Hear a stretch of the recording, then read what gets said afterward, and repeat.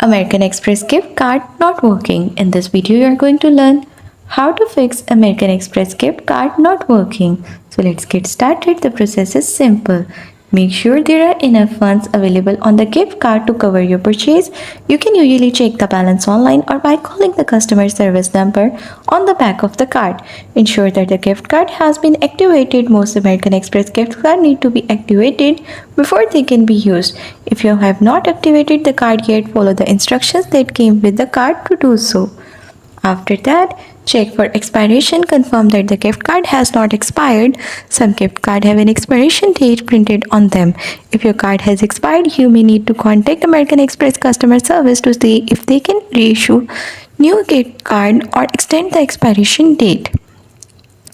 Certain American Express gift cards may be restricted for use in certain types of transactions such as online purchases or in-store purchases.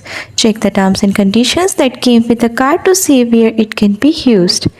After doing all that, try a different payment method. If you are trying to use the gift card online and it is not working, try using it for an in-store purchase instead.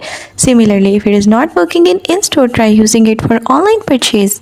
This can help determine if the issue is with the card itself or with the specific merchant's payment system.